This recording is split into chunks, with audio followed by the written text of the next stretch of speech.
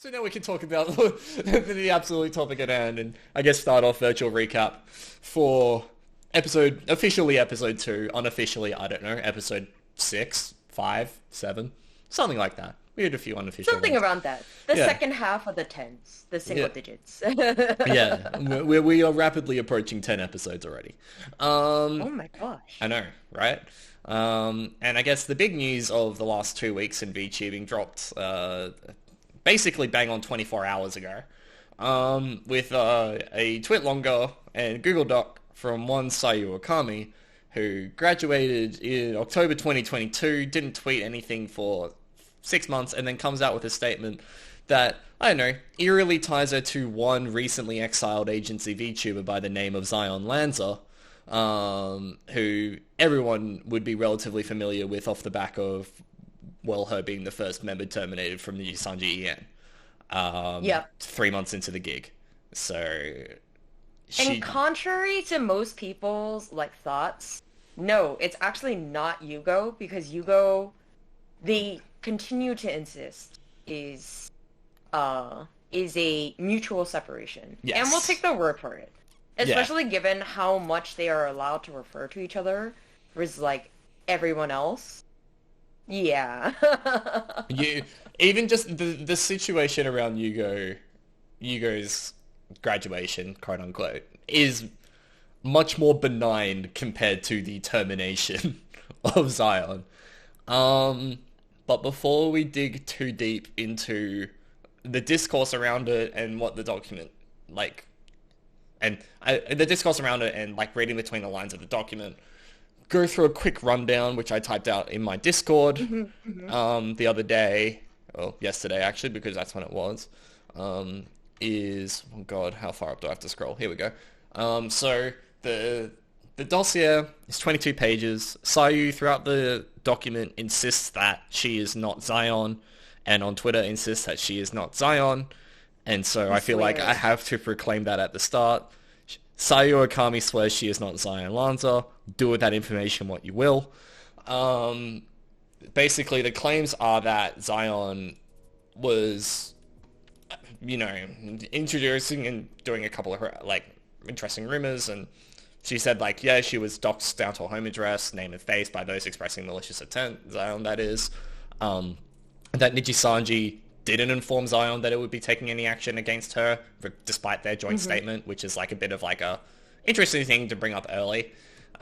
Maybe they did take action and they just didn't tell her. Maybe they didn't take action because she was already on the outer. Hard to tell. Basically, the document goes down and talks about the 12 statements and allegations that NIJISANJI made when terminating Zaion LanZa, and Sayu offers a defense or concedes various amounts of them.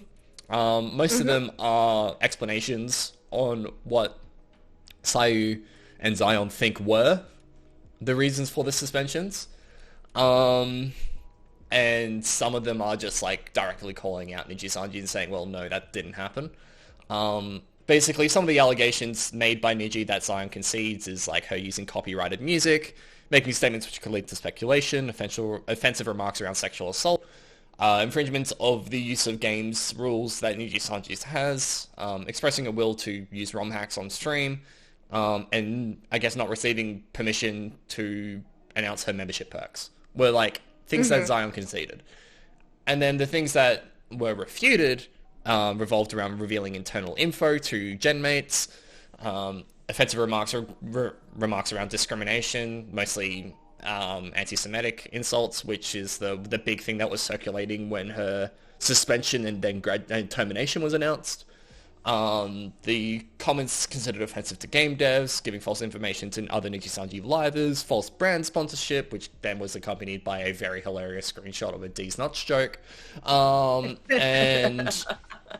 the allegation that she semi-refutes and semi-concedes is liking comments defaming other NIJISANJI livers, which she said happened but was a mistake, and she apologized profusely for it, which is heavily speculated to be a tweet that she liked that was critical of Kyo in the aftermath of her suspension. Second suspension, because yes, in 3 months at NIJISANJI she was suspended twice. Yeah. across all of that, she spoke about how Zaion felt isolated during her first suspension and then following the second suspension and termination. She lost a lot of friends, and the supporters of her have been ostracized by the community.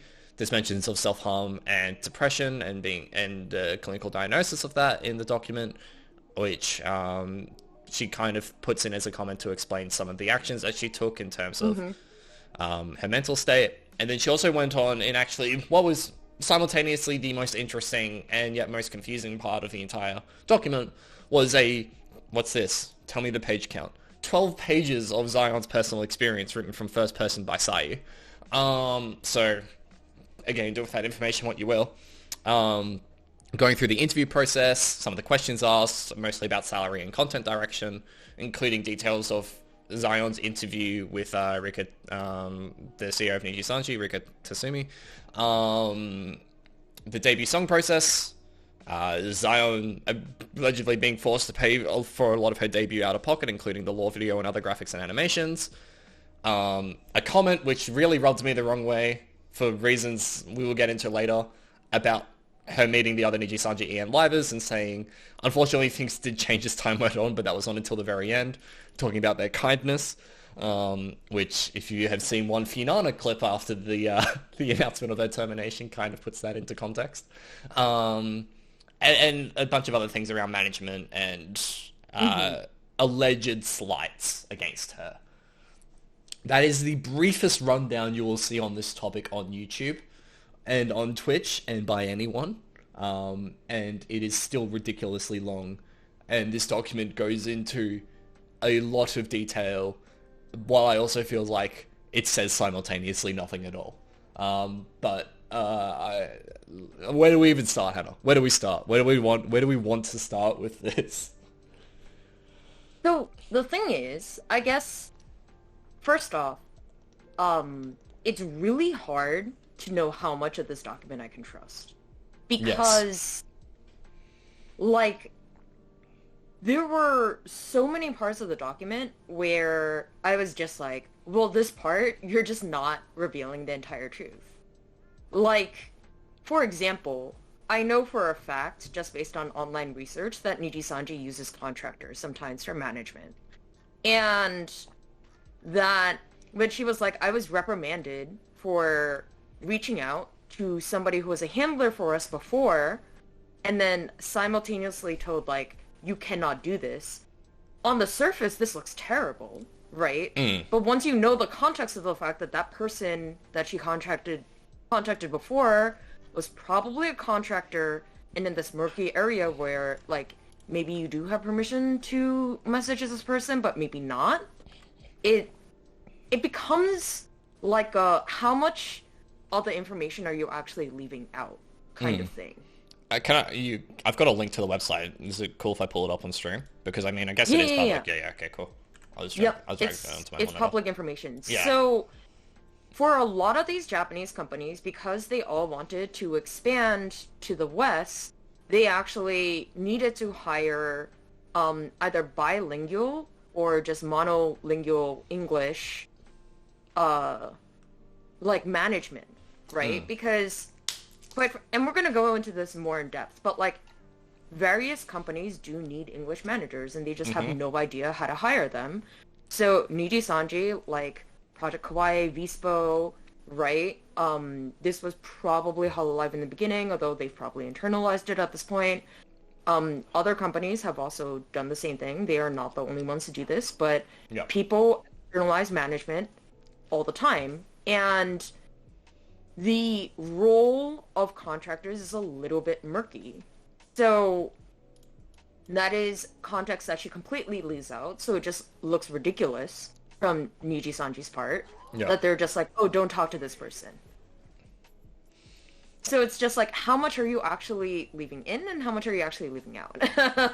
Yeah, and it's the real question is how much weight can you put on Zaion's words? Because while I think it's always good when these documents come out that you give benefit of doubt to the person speaking out. Need I say, like, the Me Too movement is obviously the best example of that, I guess, in modern recent history. There is an element of this where I am like, Zaion is an unreliable narrator. And Sayu, by proxy, is an unreliable narrator. Where when NIJISANJI terminated Zaion, yes, there was a lot of reasons. It was the laundry list in the kitchen sink, and usually when that happens, people go, oh wow, that's a lot of reasons. They were justified. And while some of them, when you read the dossier, are a bit flimsy and like maybe seem a bit off, I look back to the reactions of the NIJISANJI EN livers when Zaion was terminated, where the only person who had really nice things to say about Zaion was Kotoka.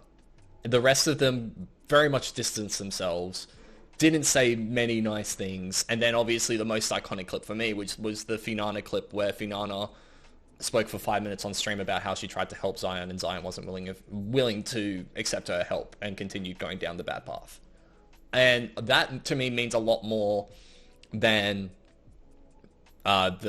what this document tries to, I guess, brush away. I also would say that it's very telling that Kotoka had the most positive things to say, and yet even Kotoka was just like, well, I think this is as much as I can say. Yeah. It's a very different... Well, being neutral. Yeah. It's a very different situation than what happened in the situation with... Obviously, Yuga Asuma is the one that people drew direct parallels to. But with Zaion speaking out through Sayu now, it makes it very different to basically any other VTuber termination before, except for like when Rushia was terminated from HoloLive and then Mikaneko went live the next day. I would say this directly mirrors the Rushia situation. Yeah. Where you had her gemmates just be like, I don't even know what to say. I'm so disappointed. I can't say anything. No, in like the in Rushia's termination from HoloLive, her gemmates were actually very supportive of her. Like half. Like Flair refused to talk. But they did do the video that was like the stream together that was like very supportive. And they're like, yeah, look, it happened. We're terribly sad, but we had great memories with Russia, yada yada yada. Like they did that stuff. And so it didn't have the same level of venom. I can actually go back. You keep talking. I'll go back and actually find, because I wrote an article about it. Yeah, because I think when I was watching it, my initial reaction was, wow, for a separation, this is probably the coldest video I've seen since Aloe, essentially. Yeah. And it was strange because he was so much closer to everyone than Aloe was.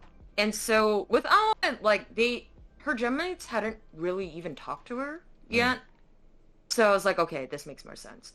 But when it came to Rushia, I was just like, I'm like, this is a little bit stranger, where Flair, I remember distinctly, just avoided talking about her at all costs.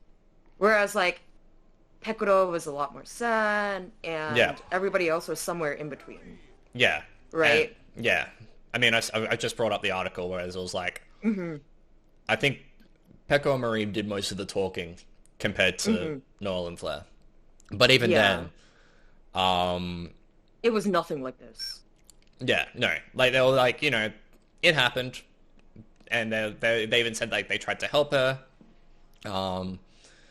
And they said, like, here's a quote here from Marine where it said, like, this whole thing grew into something larger than any of us could handle.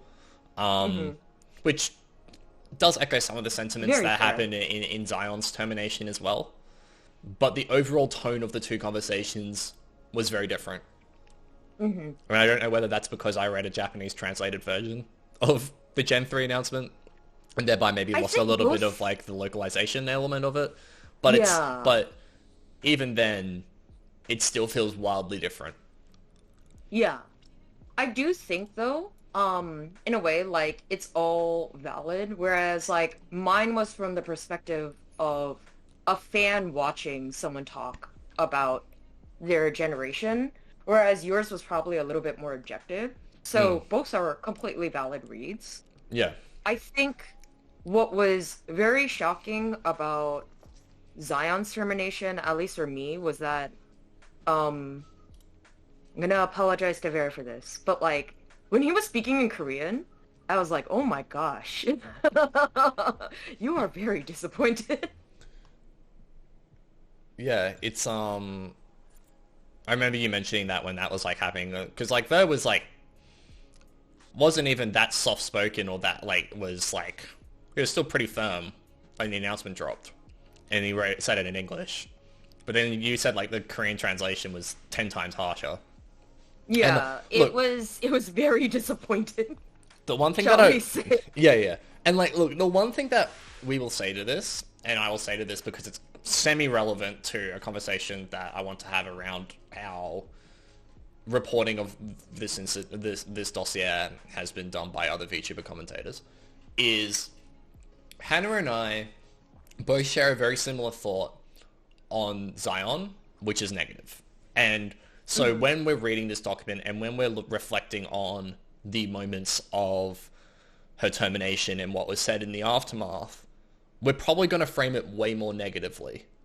Whether it's logical to frame it that negatively or not is a different question, but we are going to frame it more negatively because our minds, you know, my mind's made up on Zion, and I'm pretty sure Hannah could probably say the same.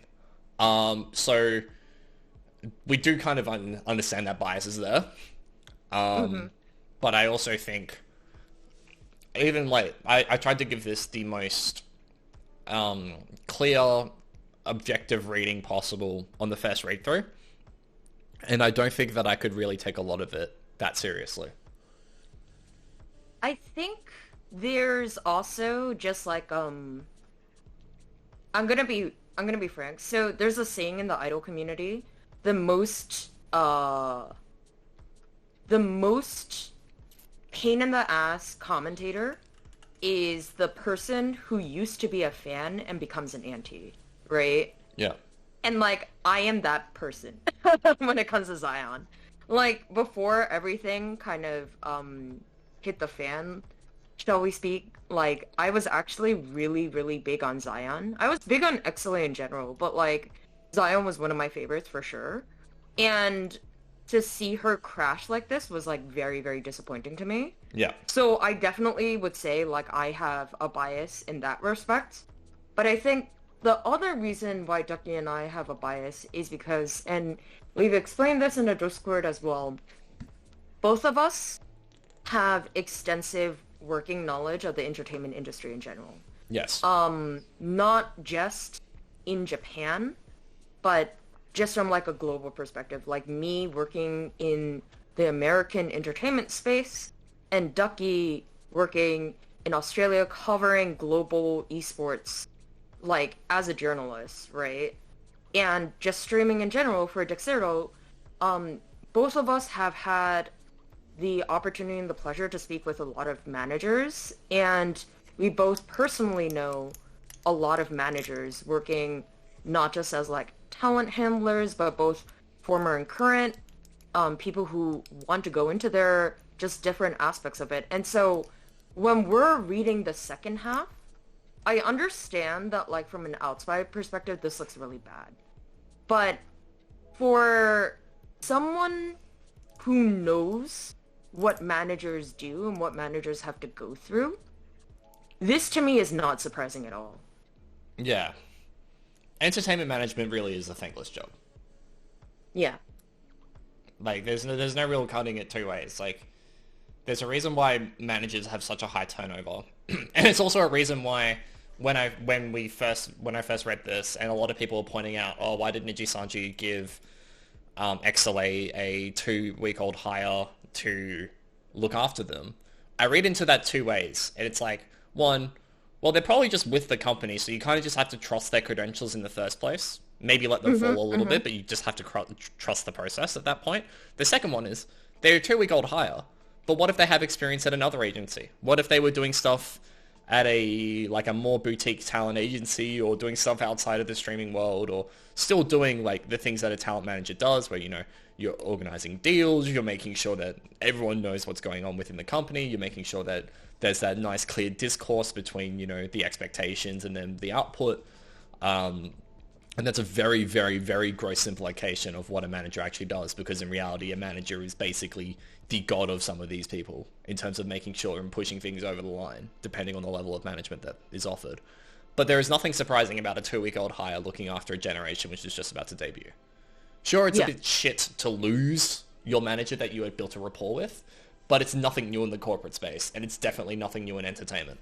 And then following on from that, when reaching out to a manager, the old manager that Zaion claims that has happened here, is not necessarily a bad thing, but if they are contracted out at an agency like Everest, which is their website here, and you can see very clearly that they're VTuber partners with NIJISANJI, we're obviously extrapolating a bit of detail here, but if that's the logical step, then NIJISANJI would rightfully get a little bit annoyed about it, because it would be a employee of NIJISANJI spilling the beans of internal workings to a contractor who is not meant to be privy to that information. Yeah, and that's where things get a little bit dicey, but I would also say, just in general, people will be very, very surprised at how desperate talent agencies really get for bodies, because so you think that most corporate jobs are terrible, and then you get into the talent management space. And that is where it crosses a line from just like, wow, my job is soul crushing, to wow, I actually want to unalive myself. Like, yeah. That is the nicest way. It is the 7th layer of hell at times, and well beyond that. I would say 9th. Yeah, it is I mean, I can draw comparisons to my own professional life without digging into too much detail of being dragged out of a role that I enjoyed in my current job to go and do not talent management, but in my line of work, a very similar role, and it being the most soul-crushing experience across 4 weeks. I did my job, and I was happy for the experiences that I gained from it, but it was soul-crushing. And talent management is the entertainment equivalent of what I did. And, well, the normie equivalent of what I did.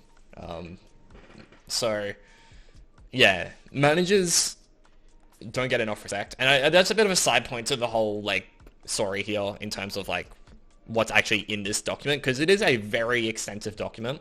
Some of it goes into a lot of detail. Some of it is missing some very key context. Ultimately, this document was made by oh my god, Rainy.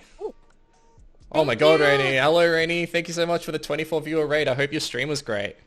I think...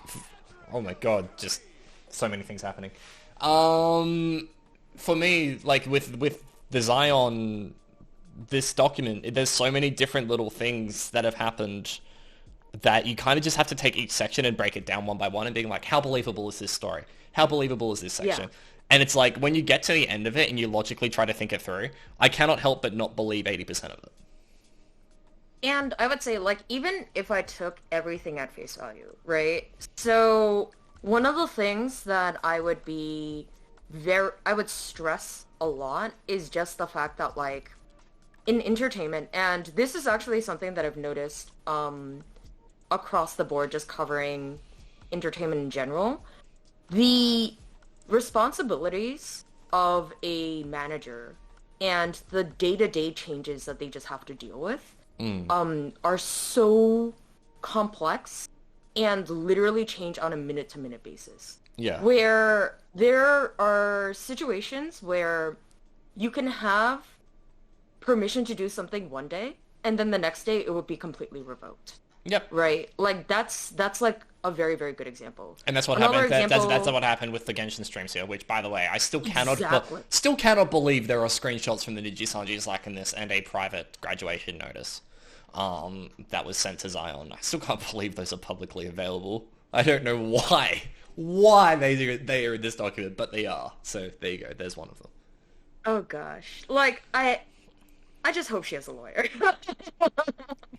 I mean, hope she has a lawyer. It does stop throughout the statement that, some things have been omitted due to legal reasons, so we'll have to kind of wait and see what comes out of that. I've got a couple more questions, that we can probably spitball before we move on to the next topic. Does a document like this, I guess, like give other graduated / terminated VTubers more confidence to come forward with their own experiences in agencies if they have been negative? Because I don't think it does. Don't know. I actually really don't know.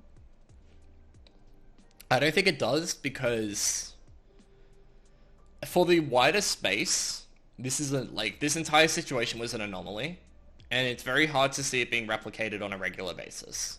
People get terminated, sure, but I don't expect, for example, I don't expect Fura Yuri to come out in a month's time and explain all the intricate problems that they had with Face Connect. Like, that as like a recent termination example from a relatively big agency. Obviously, like we're talking about different scales. Ocean? Yeah, Oceano Toshi from Production Kawaii. This is just a Zaion specific problem? Like, this is literally just a Zaion thing. And it just hurts my brain. This statement did not need to be made. There is no point in history or where like something has been made like this and it ending well. Just no point in internet history has that happened before. And the thing that gets me about this in particular is everyone had moved on. No one actually cared. And like Zaion was just a relic of the past and people just accepted the fact that, you know, she did a few dumb things and maybe Niji's statement was a little bit blown like out of proportion, but they like it was still, you could justify it. And by making this statement, it kind of rips the band-aid off and lets the scab like bleed again.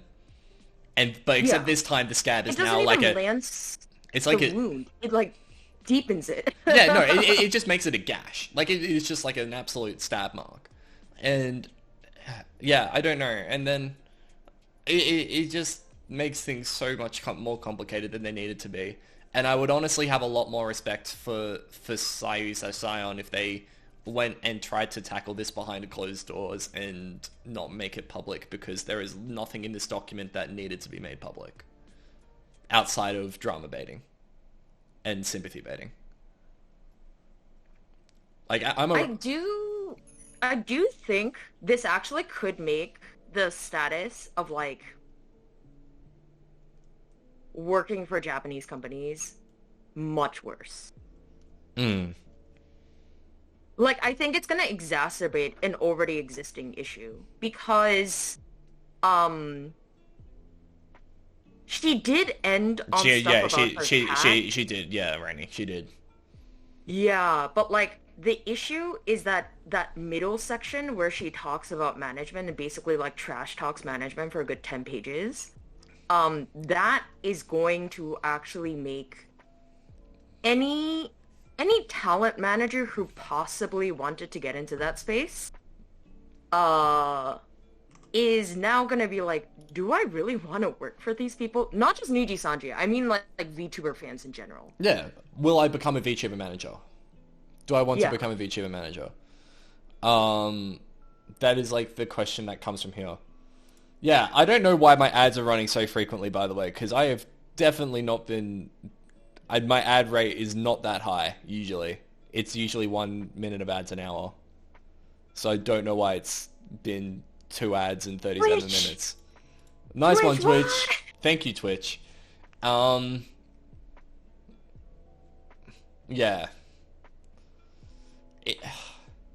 It does sour the landscape for everyone. Like, the discourse that has come out the back of that is like, oh, who would want to be an agency VTuber now? And it's like, look, yeah, fair, but that question wasn't necessarily an old one. Like, agencies had offered something previously, and the product that they offered was very clear. And this is the product that was offered to Zaion was fundamentally no different that was offered to any other NIJISANJI liver. Zaion just decided to not abide by the rules, and this is the Hololive ones. Yeah, this is literally just the consequences of the actions in my eyes. I'm just reading a document that outlines the consequences of the actions, and Zaion and Sayu admit that is the case. Like, there is like a section here. Zaion agrees with the decisions. She did make mistakes and agreed that separation was appropriate for both sides. does contest the facts that maybe she was defamed in the announcement, which maybe, I don't know, I feel like it's kind of weak. But yeah, it's just a landmine. And the one thing I think we can sign off about this, because we've been harping on about it for half an hour now, and I think that's half an hour too much analysis for something that really, like, we shouldn't be talking about this right now. This should not be public information. Full stop. This should not be public information. But what I do want to stress is, and kind of highlight, is this is a very good litmus test for, like, VTuber commentators and how VTuber commentators approach things. And what I've noticed is there's the VTuber commentators that you can think of have reported on it, obviously, and they've given the statement. Basically, all the reports are just them reading the statement with very little analysis. And that's fine. They don't proclaim to be journalists, and that's fine, and maybe I'm wrong for holding them to journalistic standards because of the content they make. But people are really giving this document too much breeding ground to breed anti-corporate sentiment. And they're really trying to make it seem like everything in this document is facts, when in reality, the truth most definitely lies somewhere between NIJISANJI's statement and Zaion's. And I personally would lean more to the NIJISANJI statement off the fact that we already know that Zaion is an unreliable narrator.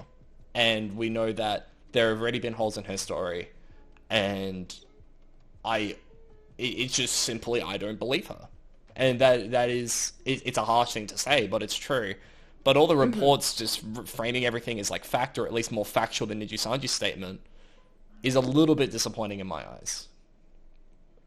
I think for me, like, personally just speaking, nothing in this document was particularly new or shocking. Like, one person was like, I don't understand why she had to finance everything for her debut.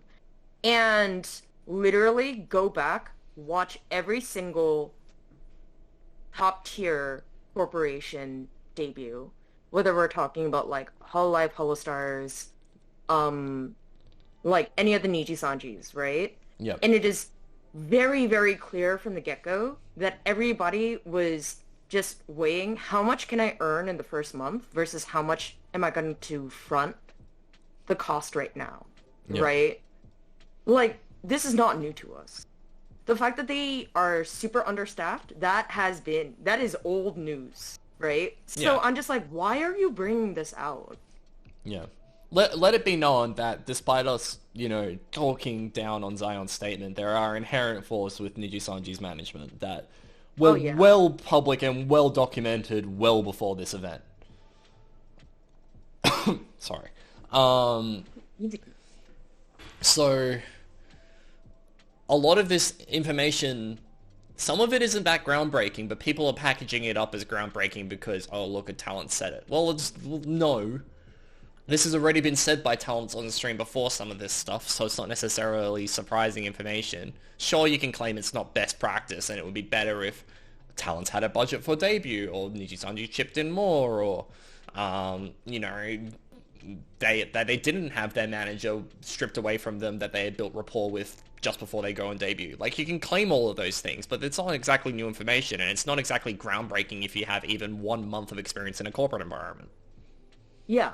Like, fundamentally, okay, so they needed to switch over to a new manager. New manager switches, very, very common in talent spaces. And it's just like, okay, well, you cannot have one person in charge of 16 people. Like, hard stop, right? Because that was a constraint that they were working with.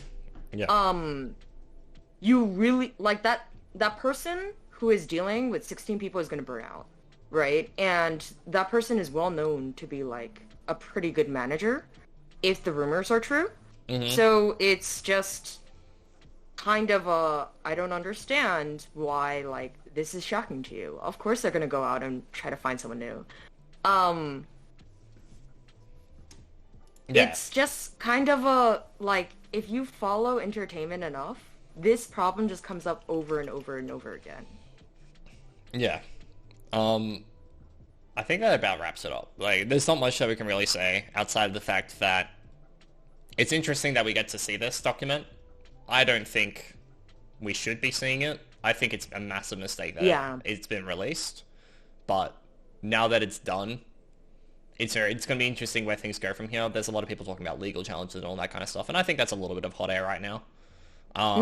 Especially since it seems like she cross-referenced it with everyone, and like there's a joke among NIJISANJI fans that NIJISANJI managers love putting out statements Friday 4 p.m. JST. Yes, because that's when they leave the office. Yeah. It's a classic. It's an old classic. Yeah, because like in investment banking we used to call it the 4 p.m. firebomb.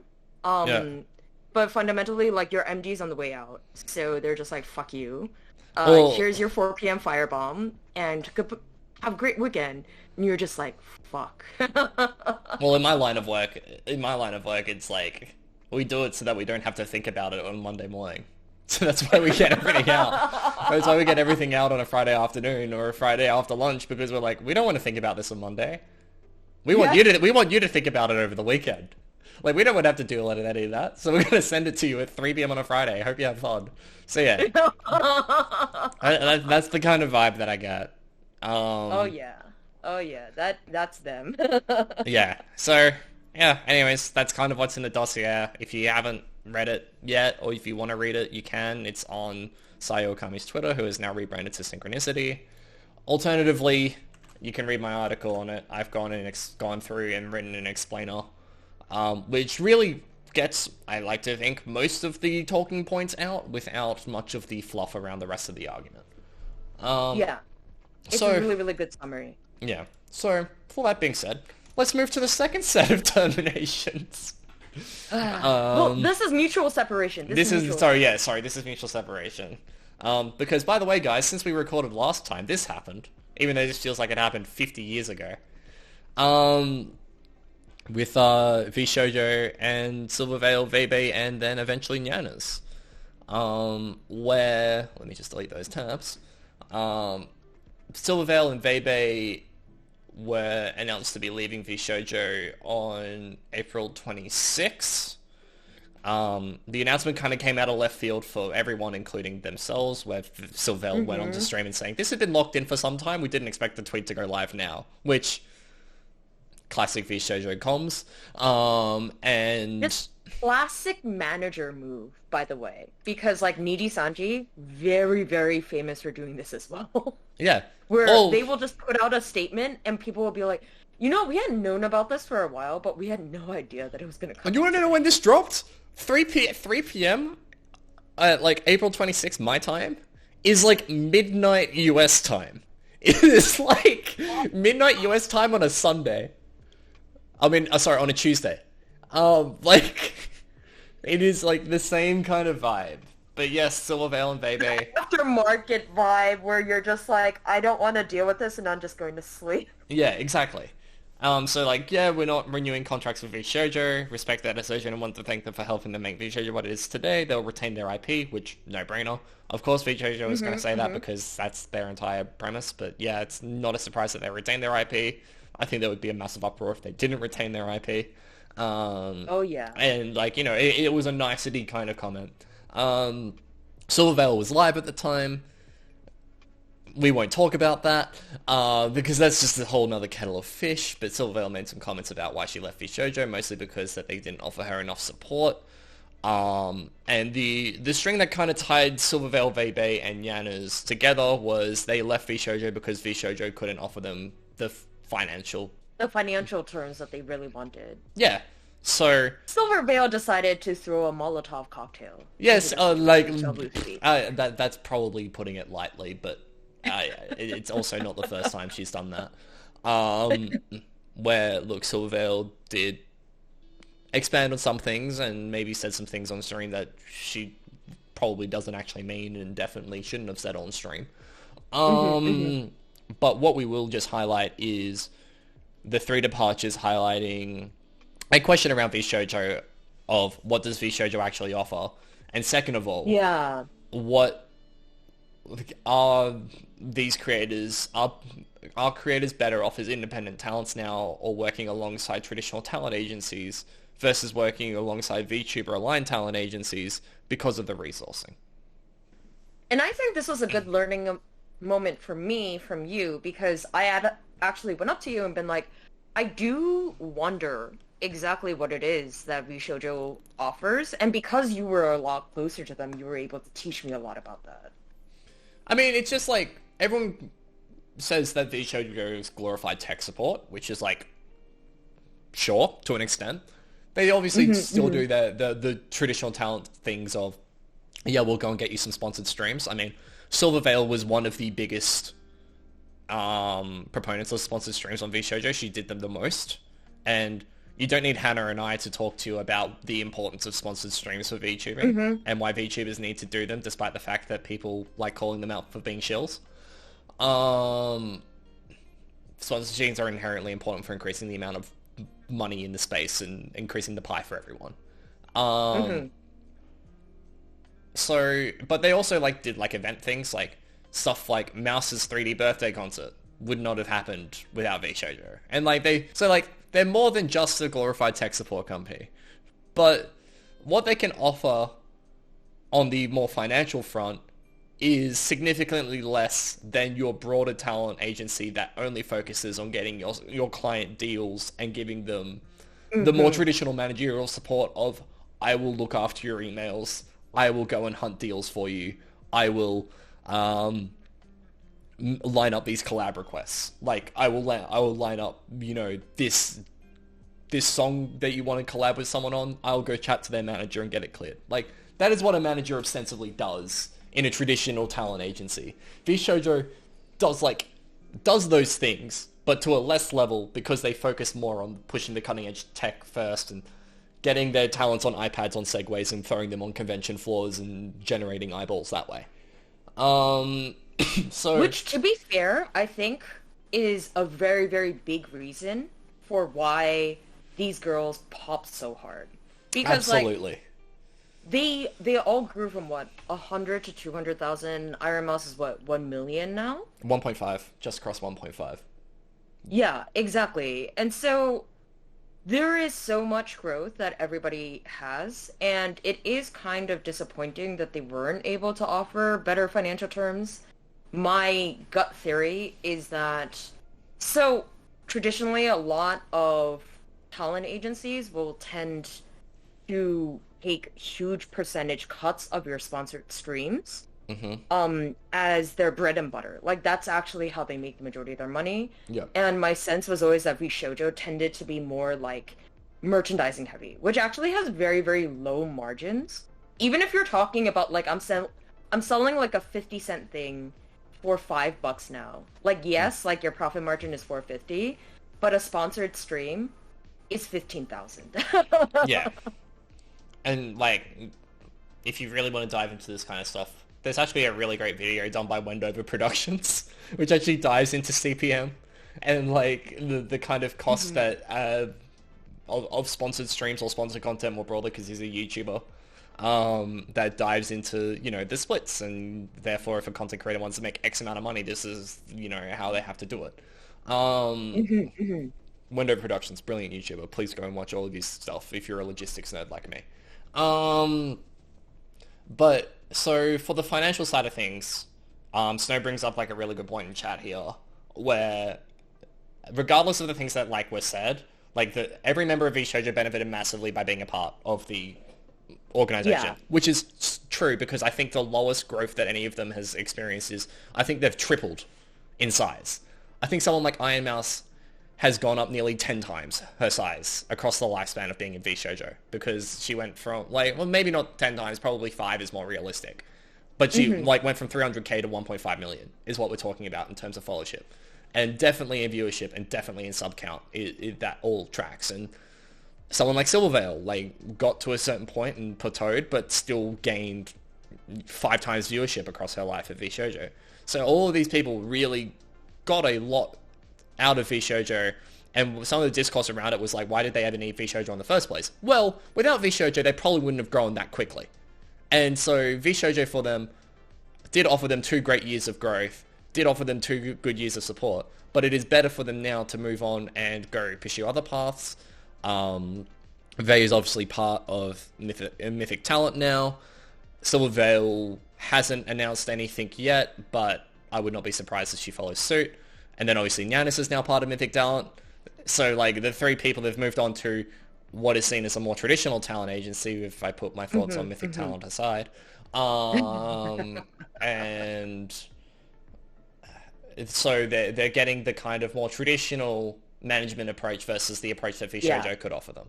And that's a totally fine and valid reason. If VShojo weren't putting enough money on the table that wanted to make them stay and they're in contract negotiations, the right thing is to leave. The content is a futile world. You need to make the money when you can. Plus, it does get into a criticism that I was thinking of. I do think that a really, really good idea for VShojo would have been to kind of broker some sort of package deal. But that is neither here nor there. I do hope for at least the remaining talents, this is a consideration that they think about for the future. Yeah. Like, I mean, the consideration there is someone like Iron Mouse is also part of UTA, which is big sauce. That's big sauce. Like, UTA is a big deal. Other VTubers UTA represents include Shoto and Bao. Like, they only represent, like the biggest of the biggest. You look at the regular talents that they represent, we're literally talking about, like, not Jonas Brothers, but, like, think about your A-list Hollywood actors. Like, that is their normal bread and butter, right? And they like a Post Malone. and they focus on streaming and content creation for fun. That's their fun money, essentially. Yes, exactly. So for VShojo, I think like the best move that VShojo could probably do is to go out to UTA and be like, hey, we have 10 other talents. Could we broker some sort of agreement where like you guys have exclusive hunting rights and we split that some way, right? Yeah. No, it is what it is. Like, this is purely just a number situation. Like, the money wasn't in it for these 3 people who, let's face it, probably outgrew what VShojo could offer. I don't think VShojo expected to be as big as it is with the little talent that it had and not all the proper resourcing in place that it did get in 2 years. And so the right move for them as talent is to move on, to get a better deal. And that is totally fine. VShojo has accepted that. The talents themselves have accepted that because they came to this decision. And so it happened. They did. Yep. Let's not read too deep into it, or it's like, you know what Vebe said, get off 4chan. Like... Please. Yeah. Please get off 4chan. Yeah.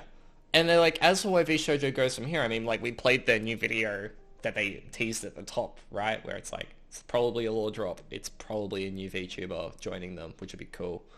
Because they need that. But it's like... I don't see a world where, like, VShojo deviates from their BAU. Like, VShojo's BAU, business as usual, is... Oh god, I've been working in an office job too long by using BAU, fuck me. You... That long, you can't break yet. Wait until you get to 15 years. It's been too long. It's been too fucking long. Is, like, they just go for those, like, innovative 100 to 200k talent, sign them on, give them the tech support to be innovative as hell, and support that. That is why I think Haruka was the smartest signing of all time.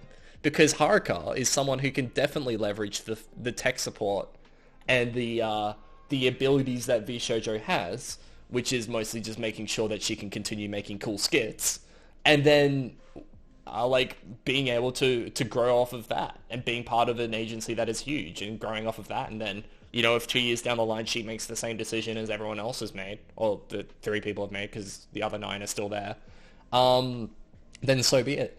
Like someone like Kason, like, is a similar example as well, where Kason was a really good signing, where it's like, you know, VShojo allows Kason to probably do a few more things in the Western space that she probably wouldn't have been able to if she decided to go indie and stay in Japan. So, like, VShojo still offers creators a very unique proposal that isn't fulfilled by any other agency, whether they be traditional or VTuber aligned. And that modus operandi will probably stay the same. You know, this actually reminds me of an agency that I used to follow a lot. I used to like them. They've made a couple of very, very big mistakes over the years, so not so much now. But uh, one of the biggest benefits that they offered to their talents was to say, hey, you guys want to become idols, and then we'll hand you guys over to someone else after you graduate. Because our specialty is idols, not like traditional actors or whatever. Yeah. So we'll hand you off. We will probably get some sort of fee from your new agency, and, you know, we'll part ways, and everyone's happy, kind of thing. Yeah. Right? And I can't help but think, like, VShojo slowly headed in that direction. Yeah. Like, that is a possible future they can look into.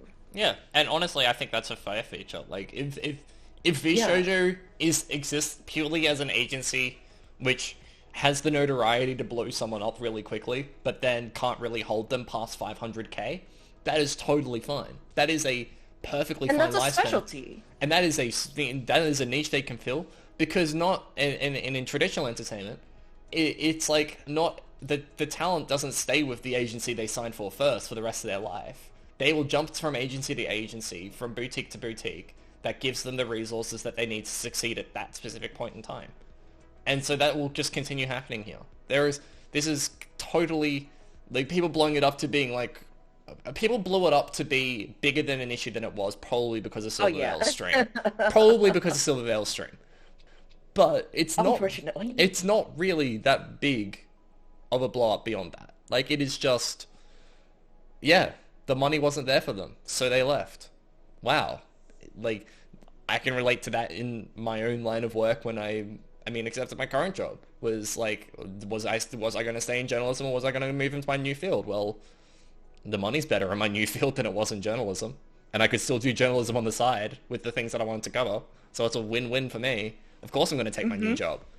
Though, like, the one, like, I don't really, like, the final point that, like, came out of this in terms of discourse was, like, there was a lot of talk about, you know, VTubers needing to read their contracts and the indies needing to read their contracts and getting lawyers to help if they can't, like, do that. And that is, like, perfectly fine advice. Like, yeah, if you're an indie VTuber... You should have been doing that. Yeah, if you're do this. If you're an indie VTuber and you're going to sign a deal with anyone, get someone at least to look over the contract. Hell, if it's even your parents to just look over the contract.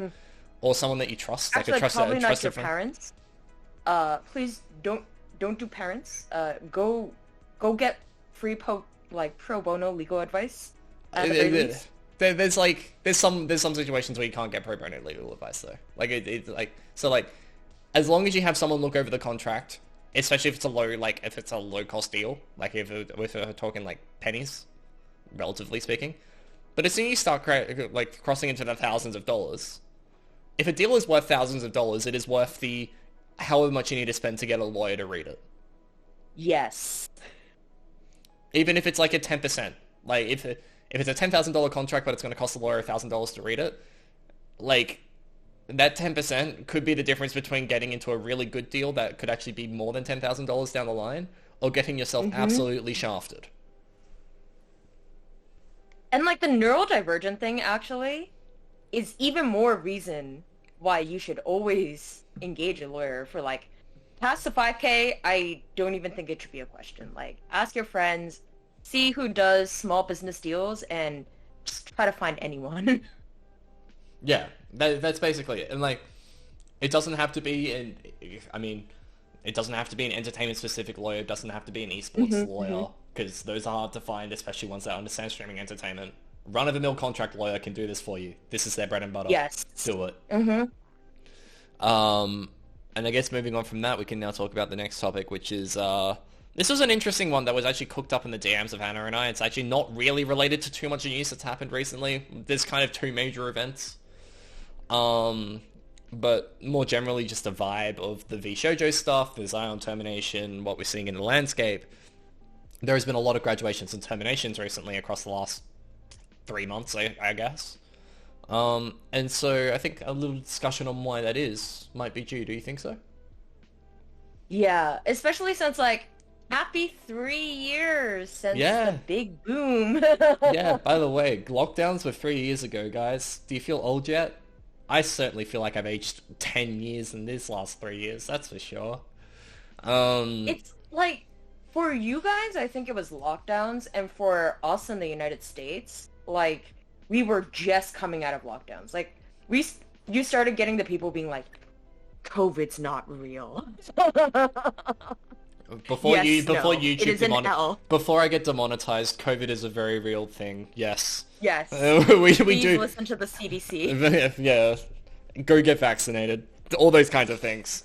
But the reason why we are seeing so many graduations and hiatuses and all that kind of stuff, like, I'm just gonna pull one up on screen here, that I queued up earlier because it came out this week. That Elaine from Cometa, which is like a pretty massive Filipino VTuber branch, announced that she would be graduating after a few years because of health reasons, like diagnosed with diabetes and having to deal with the conditions of that, had hearing loss earlier. Very open statement, which kind of took me aback when I read it the first time. But just using this as an example of VTubing has been around for 3 years now. The reason why you're seeing talents go on mental health breaks, the reason why like your favorite Hololive stars are going on mental health breaks, the reason why people are going on 2 or 3 month hiatuses for no particular reason, or they're like dealing with health issues and going and getting surgery. The reason they're doing that is because for 2 to 3 years, people have been pushing themselves to the absolute limit to try and make VTubing a real thing. And 3 years after the boom, that's usually when, burnout usually sets in way earlier than that. Usually it sets in about 12 to 18 months. But 2 to 3 years afterwards, it definitely sets in. 6 to 12 months. 6 to 12 months. Yeah. First year. Yeah, like, it can really set in. And so, by, like, you know, the world is changing again. So the reason why people are, like, graduating and stuff is because they're going back to how things were before the boom. And that's, like, a totally acceptable choice. And then at the same time, people are continuing on. I would also say that, like, 2 to 3 years on, people are just like, you know what? I have money. At least, okay, so I'm speaking in Freedom Land. Just FYI, for all of you lucky mofos who have, like, super great healthcare, this does not apply to you. But for our part of the world, you know, when you make a lot of money, you can start affording some, like, quote-unquote elective surgeries that you would not necessarily be able to afford at the beginning, right? And they're just like, I've been here for a bit. Maybe I can take some time off now to do, like, a surgery that I needed to do. Maybe just take some really, really nice vacations that I've wanted to do. Like Crony, right? Like, I think she just took all of her parents and her entire family on a really, really well-deserved vacation. Yeah. She's coming up on 2 years, right? Yeah. So, like, all of these sorts of things are just really good. And especially when you're getting to year 2 or 3, even in a regular job, that's when people start thinking about, like, is this really for me, or should I skip it? Yep. Of course they're gonna think about that. They've been working 24/7. Yeah. And this is like this is not like an agency specific problem. In fact, you would argue it's a bigger problem in the indie space. You can't go on Twitter nowadays in the indie space and not see a graduation notice. Waifu Baby is probably the most prolific one that's happened recently in recent memory. They had their final stream yesterday, I want to say, the day before maybe. Lux VT is another one. There's been you can go through Twitter and you can find countless examples of it. It's not that hard.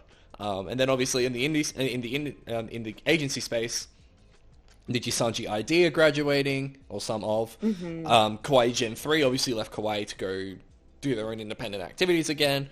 We've just mentioned VShojo. If we're talking about hiatuses, Fulga's just gone on an activity hiatus for health reasons from NIJISANJI. So, and then you've got people taking breaks left, right, and center, going on vacation.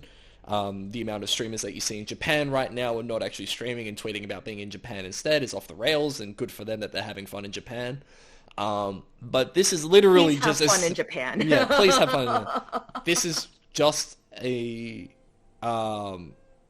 a completely, like, normal thing that is happening, and I think will only go to consolidate the health of the space versus people, like, actually burning out and stopping VTubing, and the VTuber viewership being in decline. Because the numbers say that VTuber viewership is not in decline, it is still increasing. And I guess beyond that, I was actually speaking to, no leaks, but I had the pre-interview with the next guest on Behind the Model, or no, actually the next. Episode 6 of Behind the Model, I had the pre-interview with. Episode 3 came out today. And I was speaking to them, and they were like, yeah, like after 3 years, because they've been doing it for that long as well, and they've been doing it for, I think, a bit longer as well, and they've been doing content for well before that, is like, that's the time where you start to evaluate everything. And that's the, like, Yeah. And if you want to make sure that you can do this in the future, you have to make sure you set limits. You have to make sure you take breaks. And every single content creator that I've spoken to has said that before.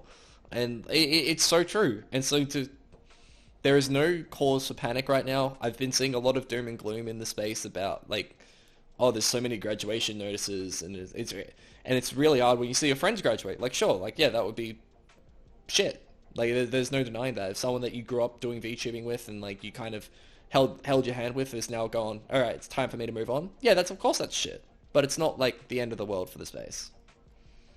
And I actually think it's great that you do see people kind of taking longer hiatuses and then coming back.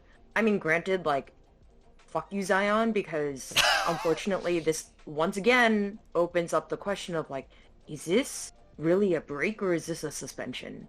And if it is, who cares? If it is, who cares? The optics are better, and entertainment is an optics game. The optics of someone saying, yeah, I'm on vacation is way better than, oh yeah, I'm suspended because I did bad things, I'm sorry. Yeah, and, like, you know what? If management gives you the okay to call it a break, just call it a fucking break, please. You are not doing yourself any harm. In fact, you're probably doing yourself a benefit by doing so. Yeah, but, like, I do hope that more people take breaks.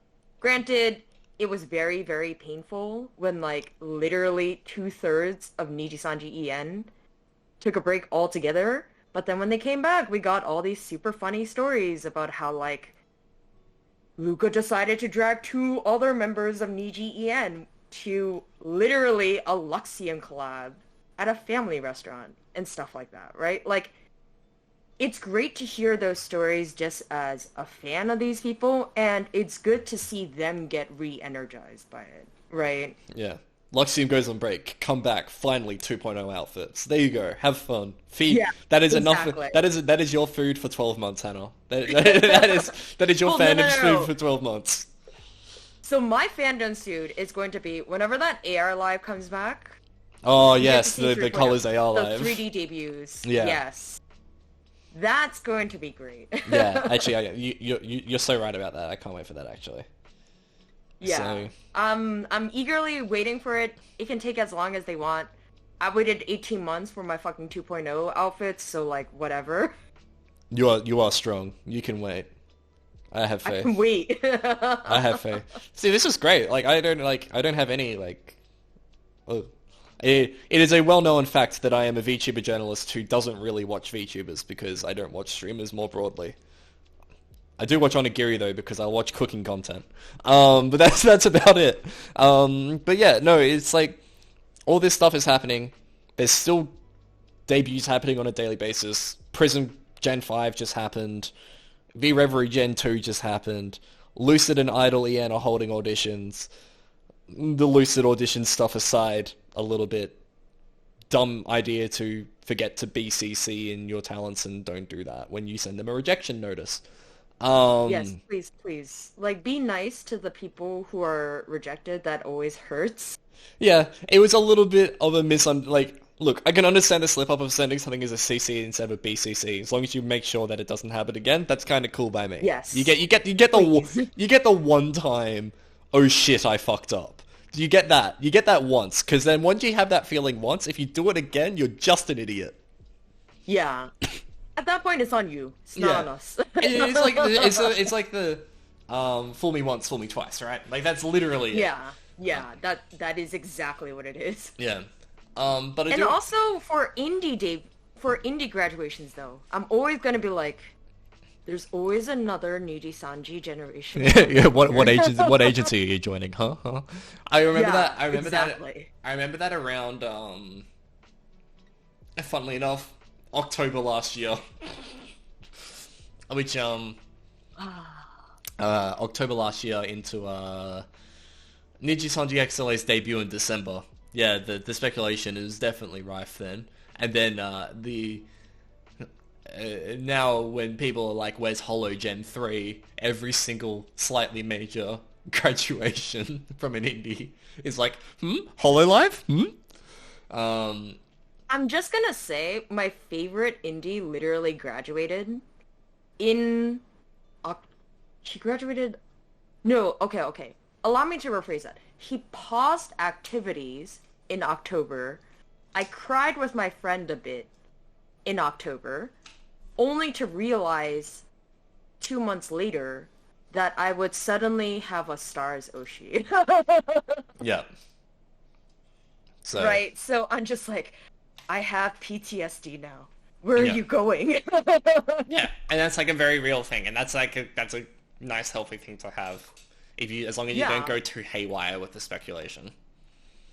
Pun Also, entirely intended. yeah. Also, Hanako, just to like address your questions, like the amount of agencies popping up lately is also kind of suspicious. Lots of people seem to be jumping on any audition opportunities. I hope people will be careful, and that's true. Like Yes, there absolutely. are now more agencies than ever, and what agencies can offer you is very different to what VTuber agencies can offer is very different to what a traditional talent agency usually offers, and what a new VTuber agency offers is vastly different. And there is obviously good actors and people who have the best of intentions when starting a VTuber agency, but there is also a shit ton of grifters. There are so many grifters, and when I look, Wactor. yeah, Wactor number one. So when like you have like this glut of agencies, you as a talent, even if you're auditioning for everything, you don't have to take every offer.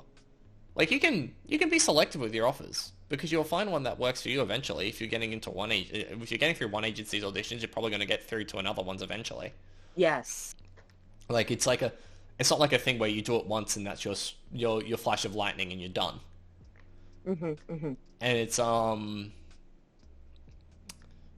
so to kind of wrap up that point before I lose my sense of thinking, is yes, there are a lot of agencies out there now, but I think the last 3 months has taught VTubers to be more vigilant, to be a little bit more discerning, read the contracts, get a lawyer. The moves of like VShojo is probably number one in that.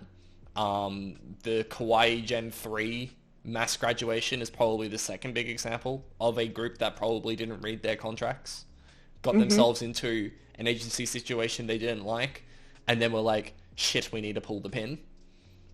And no one was happy. Yeah. So that's all I can really offer to like steal it is like, to the ones that go and join agencies and have a bad experience, it's like, hopefully they treat that as a learning experience. And hopefully they go on and still have, like, if they, as long as they're a good person, go on and have a successful career and, you know, can look back and be like, yeah, you know what? This time last year I was in a terrible agency, but that didn't fit me, but now I'm doing better as XYZ, whether I'm represented by a talent agency or going completely indie or part of a different agency. Like, you know, that's all you can really hope for. In a way, I think today's episode's like kind of major takeaway is literally when the time kind of calls for it, please talk to a lawyer. Yeah. No, we are not lawyers, but we are journalists, which is about as close as you get without the degree. Wait, really? I I just mean, think I'm curious. I think it just means we're attentive.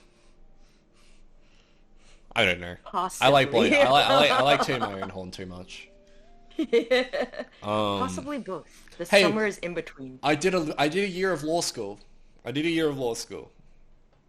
That makes me like That's one more year than me. that makes me like 1/5 of a lawyer, right? Because I think so. it takes 5 years to get qualified in Australia. Wait, really? Is it Well, shorter? 5 years to get your bachelor, and then you have to do a master's, and then you have to sit your bar. So technically, it's 8 years. Ah, that's so long. What the heck? But yeah, I did my 1 year of law school, and then I became a journalist because I decided that I didn't actually like law. I really liked politics. So yeah. What else we've got on the agenda to talk about? I guess like we can just kind of throw this out with the amount of breaks that are happening, and this kind of ties into the next question that we have on the list is why does VTubing sometimes feel different to regular content creation? And the reason this discussion topic was brought up brought up by me to Hannah, and then I went on a rant in Discord, was with all the health hiatuses that we see from VTubers, with all like the graduations, terminations inside of things, VTubing can kind of like it does feel ostensibly different from traditional content creation, but the reason it feels very different is VTubing does have like a high cost of entry, but it has a less like normative like content creator glut. Like when you look at a VTuber, when you look at a traditional YouTuber is like 99.9% of the time going to be white, and predominantly they're going to be male. Predominantly, they're also going to come from a place of privilege where they have like the wealth to pursue YouTube in the first place and can get the equipment. And there is very little marginalized representation outside of a little bit of LGBT diversity, but definitely not the trans bit on that, because people are cretins and don't like trans people for some reason. VTubing kind of avoids that privilege somehow. I feel like it's way more, and that's the main reason why I feel like VTubing feels different, is because for most VTubers, even though there is a high cost of entry, there isn't this feel. There is like there is some level of privilege attached to it, but a lot of the VTubing community does come from marginalized backgrounds. I don't know. What's your thoughts on this?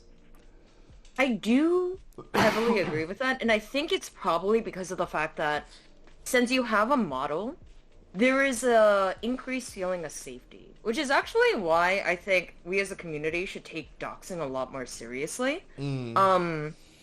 Because there is such big protection afforded by having a model that it should be that feeling of being able to control like how much of yourself you can actually put out, and you're not going to get judged for your body shape, for what ethnicity you are, for perhaps a discrepancy between how you identify as and what you might present as, right? Like all these different things just makes it a lot easier to be a little bit more authentic and to be accepted as such. And so, in a way, VTubing is especially accommodating for all those things, right? Yep. If they had to show their face, I am not 100% sure that we would see all of the big names that we see now. Yeah. And like there are so many examples of just VTubers coming from marginalized backgrounds, but VTubing, and the video that kind of prompted this discussion was the video that went out about BIPOC VTubers and the kind of discrimination and harassment they face, which some arguments of that video aside, but VTubing does allow you to sidestep some of the visual barriers somewhat that like kind of inherently biases someone's opinion of someone just by looking at them. Which is a shame that some black VTubers feel the need to show a white model at sometimes. Some Kenji was the example used in the video that I thought was especially poignant. But it also comes from the fact that VTubing and streaming as a job is something that is more accessible than your traditional level of YouTube content creation or broader content creation, where a lot of the meta now is focused around traveling and living these living these exorbitant lives. VTubing kind of is like, well, I can do this even if I am stuck at home, even if I am crook and ill. Like Iron Mouse is example number one of that, and will forever be example number one of that. Yeah. So there's all these different things that VTubing allows you to sidestep the traditional biases that people hold across content creation with a fine-tuning of the audience. And I think that some people will say, well, that's a bad thing because it's not showing authenticity. But in reality, it's just giving opportunity to people who don't typically have it. I think it allows people to present as the way in like a 100% controlled method. Yeah.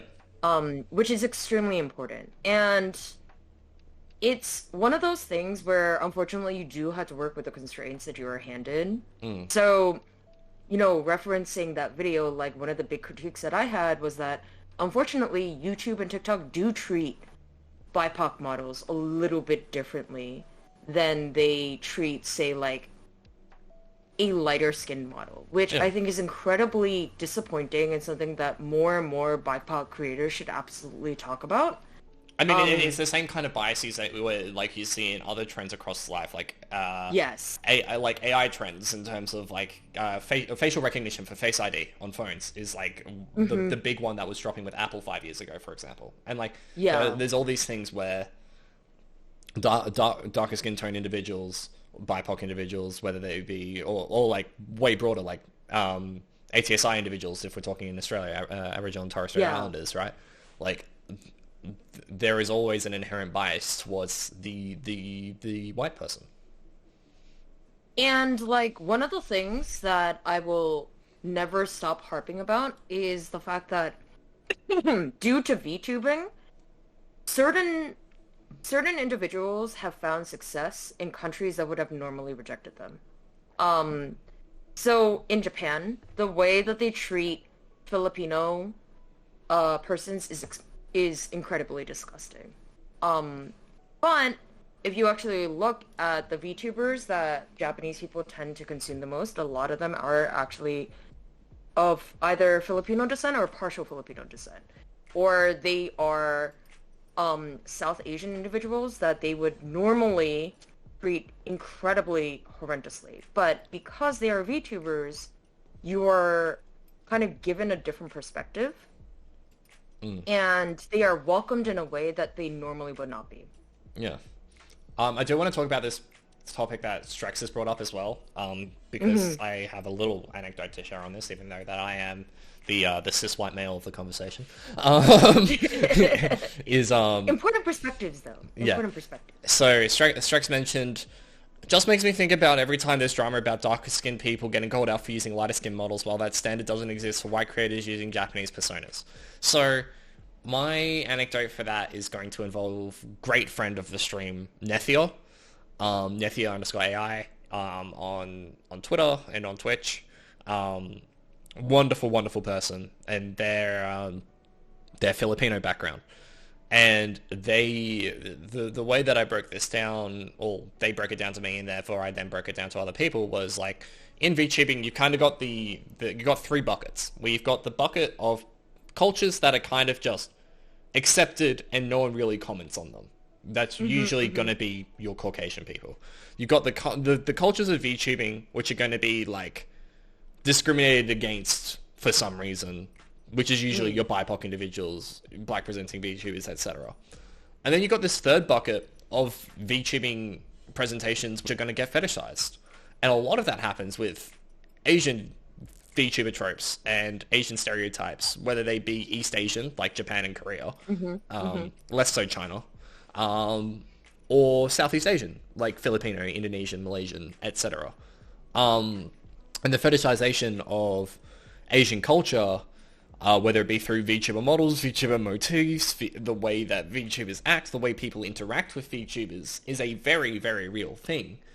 And so when I think about like the drama about darker skinned people getting called out for using lighter skinned models while that standard doesn't exist for white creators using Japanese personas, is like true because of the origin story of where VTubing is, and there's like because it came out of Japan and anime culture, there feels like a little bit more acceptance to use Japanese motifs.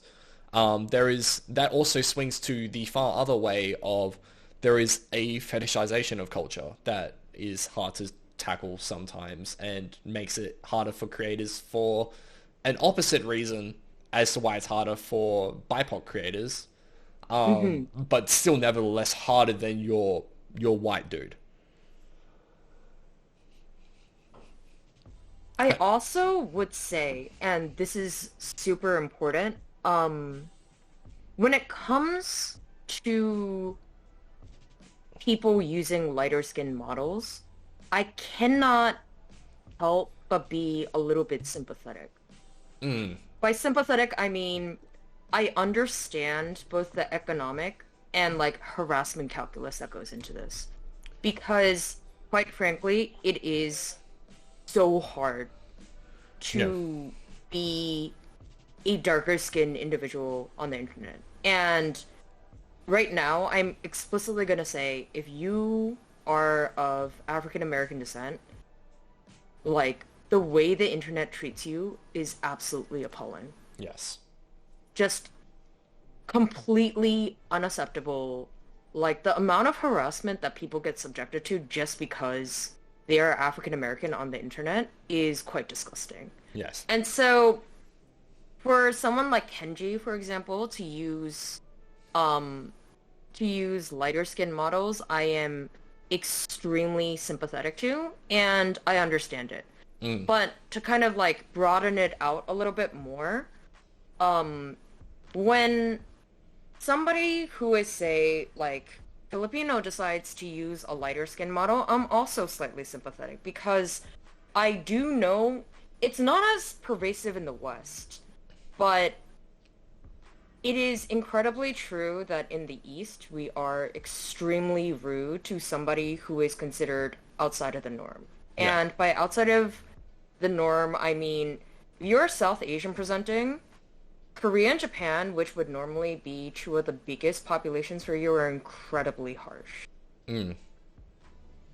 Yeah. Like, South Korea did not have their first dark-skinned idol, and you can look her up, she's not that dark-skinned at all, until Yuri debuted. Crystal K did not even question debuting in Japan because she knew that being half African American, she would be subjected to so much racism that it just was not worth her time to debut in South Korea. Like, these are the kinds of calculations that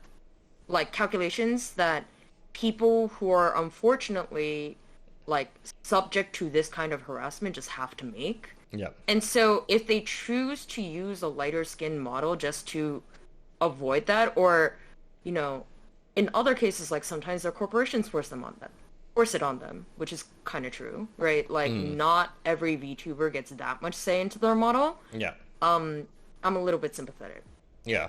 It's very different from, like, a Western person adopting, say, like, a Japanese or Korean name for their debut, which is very different. That's more mimicry thing than just, like, you know, you are a black or brown person kind of weighing, oh, do I want to get harassed on the internet, or do I want to do this, right? Yeah. And, like, I come from a position of, in this topic, of immense privilege when I kind of, like, talk about these things, and I like hearing the different perspectives, and I think, you know, it's important to highlight that these things are swings and roundabouts. Like, not everyone is going to have the same opinion. Not everyone is going to have, like, within a diaspora, sorry, is what I'm trying to say. It's not everyone within a diaspora is going to have the same opinion on how they want to be represented or their own level of discrimination, etc. And it's also, like, that you're never going to reach consensus on that. But the least that you can ask for in this community is acceptance and tolerance. And respect. Yeah. Respect for everybody's choices. Yeah. Which I find, despite the fact that we've just ragged on, like, yeah, VTubing has all of these inherent concepts that have undertones of racism or sexism, is still much better than the landscape that you get through traditional content creation. Like... And I do think people are trying, which is what makes me very, very happy. That, like, the fact that people can call this out, and the fact that, like, we are able to openly talk about it is very encouraging. People are trying. Yeah. Great. I bet you didn't come onto a news podcast to hear about two people with deeply political interests in terms of, yeah, we are well read and studied on this, talking about the racism and other forms of xenophobia experienced in VTubing, but here we are. Hey, that's what makes stuff like this fun to talk about. Yeah, like, it's because it's like, it's not a problem that you can escape. Like, it's not. And like, the more that we talk about it, and the more that people raise awareness of it, the more people will be more educated on it, and change can happen. But that only happens when we talk about it. So that's why I like talking about it. Yes. Sunshine is the greatest disinfectant, right? Yeah, pretty much. Of which I have absolutely none right now because it is completely overcast outside, about to rain, and the maximum temperature today was 7. 7 Celsius before you get riled up, but it is also May in Australia. Wait, is this the rare time when I can be like, it was super beautiful outside in New York City and like Yeah, well, it was 70 degrees. Yeah, well, it was 7 degrees C, which I don't know what is in Fahrenheit. Hold on, 7 C to F. It was 44 today. And it's May. That's warm. It's May. It's not even winter yet.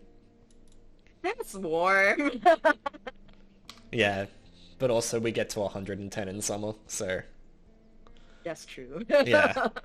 There you go, there's your difference. Yeah, 70 degrees Celsius, yeah. We just bake. Also, it's yeah, I love how Native is like calling you out like 77 degrees. That's not warm. 77 That is warm. Oh, that's 25. No, that's easy. 25's easy. That's a wonderful spring day. Exactly. I mean, like, 44 degrees, 70 degrees, like, same difference. They are most definitely not the same. You can go outside in a t-shirt. No. No. It's cold. My heat pack ran out of heat about an hour ago. My feet are cold now, even with socks and slippers on. My feet are Wait, cold. you guys have heat packs? Like wheat packs. What's a heat pack? Okay, so like a heat pack is like a bag made out of wheat, and like other grains. And what you do is you put it in the microwave, and you like put a glass of water in there as well, so it steams, and you heat it up, and the grain retains the heat, and you can place it on things, and it stays warm for like an hour and a half, 2 hours. But why do you need that at 44 degrees F? Because it's nice. It's a cozy feeling, like a hot water bottle. Oh, I sleep with the window open at 44 degrees. I mean, so do I. Like, it has been below freezing here, and I have been sleeping with the window open and no heat pack. But it is nice to have when I'm just roaming around the house, sitting at my computer, to have this nice little warm Tootsie, like, heat pack down there. Especially because I don't run the heater at home, regardless of how cold it gets. Is that like a cat replacement? It is basically a cat replacement. Yeah, we can say that. My heat pack is literally a cat. We can go there. Yes. Yeah. Cat with less upkeep. I mean, I guess we can move on to the final bit, because we did kind of promise it. We did promise some positive news, as we like to do on this podcast. We don't like to all go doom and gloom on how VTubing is. Because honestly, every 2 weeks there's so much news, and the good stuff kind of gets glossed over for the bad, because, as they say, if it bleeds, it leads. Oh, yeah. But as much as I don't believe in that philosophy, despite working in journalism for 6 years, we will have some positive news to share. So the first one is very Aussie-centric, but Luca Kaneshiro has finally hit 1 million subs. Let's go for Aussie VTubers. Woo!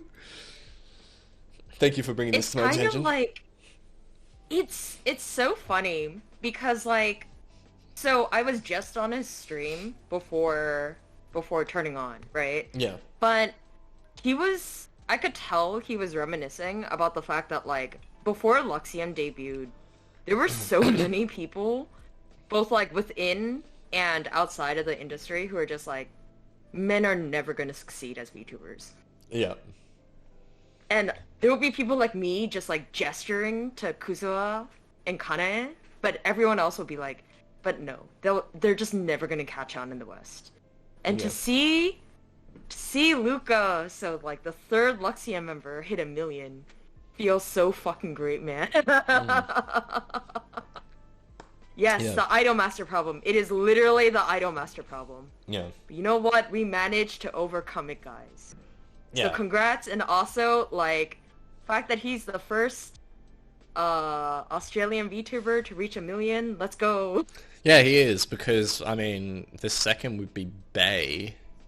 And on last check, Bay was on 700k. I think it might be at 800 now. Which I can just double check. 715.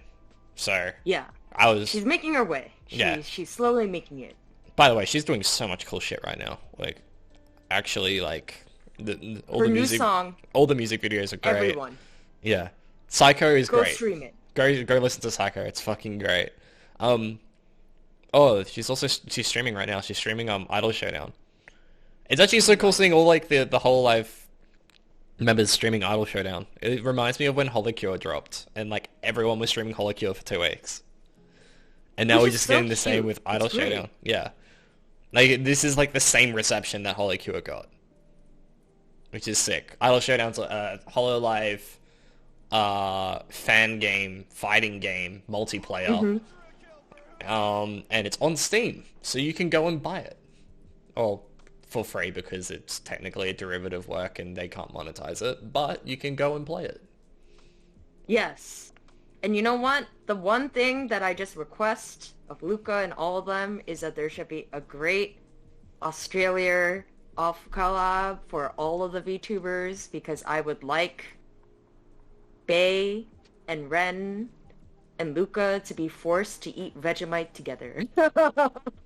Yeah. No, it's I mean, Vegemite's great. I don't know what you need from there. Like, you know what? That's exactly why I would like more proof. Yeah. So, yeah, sorry. Just banning this bloody person who's spamming in my chat.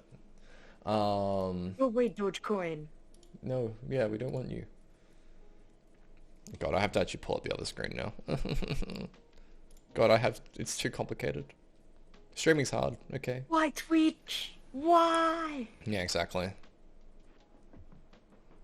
But yes, we need more people to hit 1 million. Yep.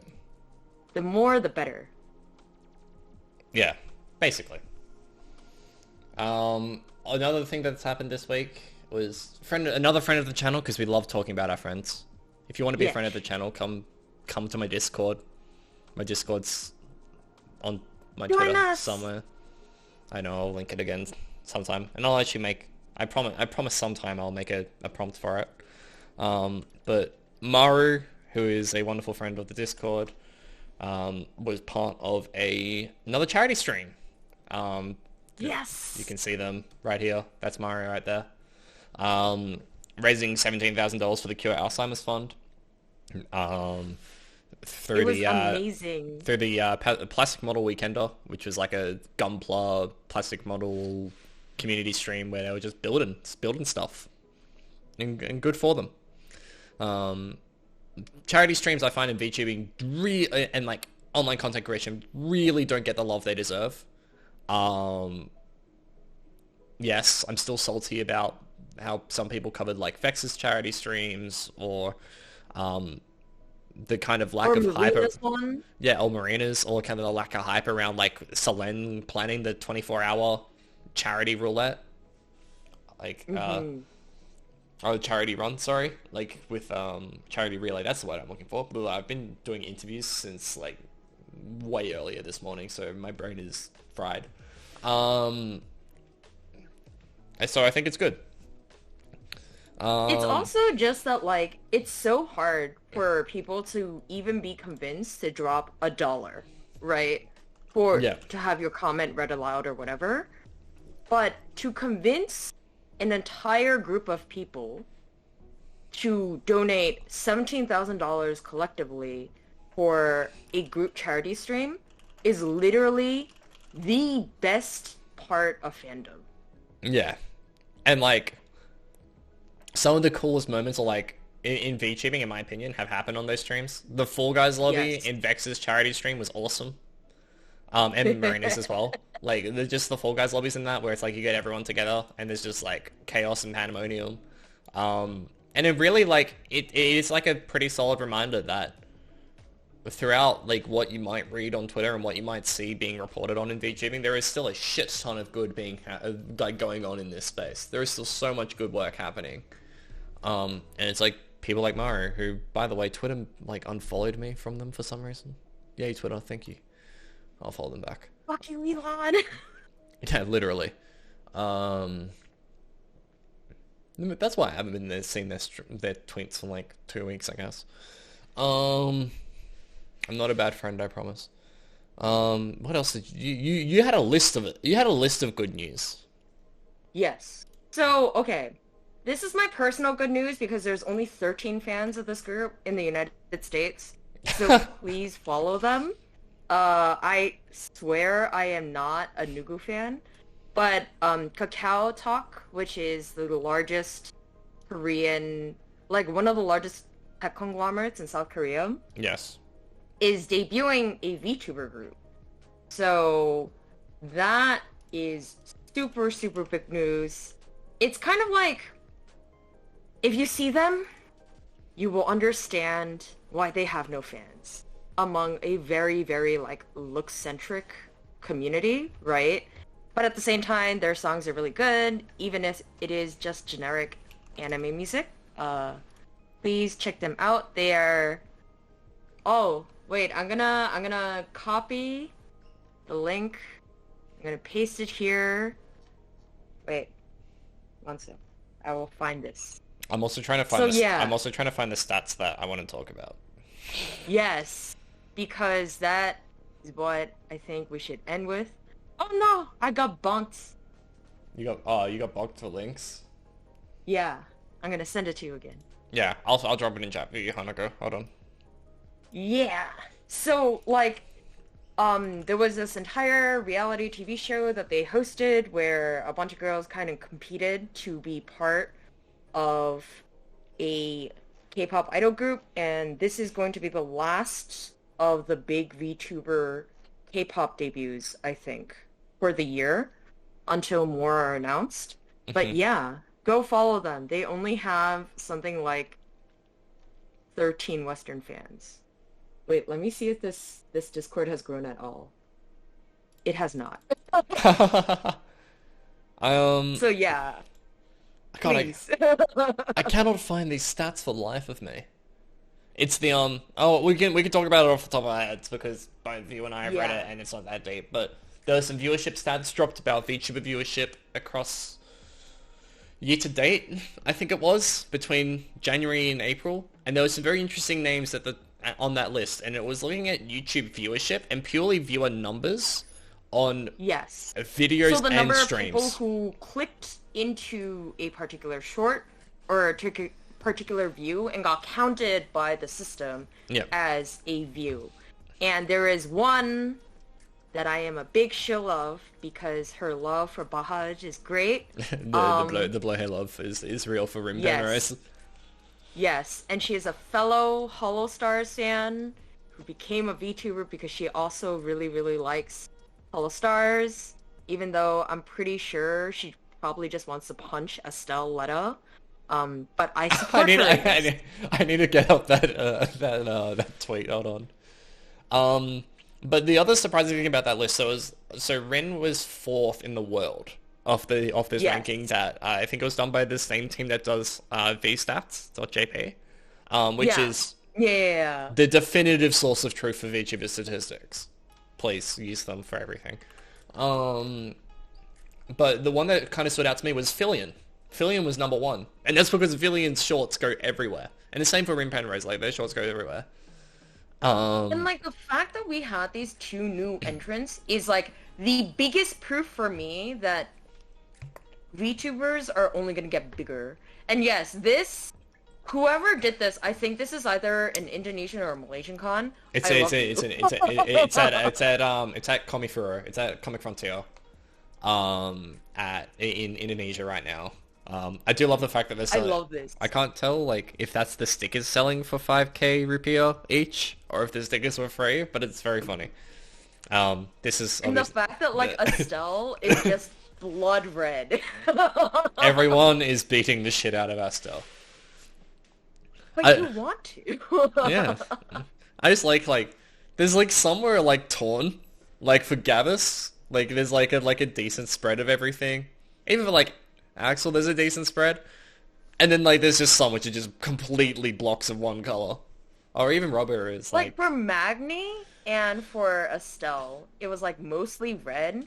For Gavis, I think it's that you don't want to deep fry him unless you're American.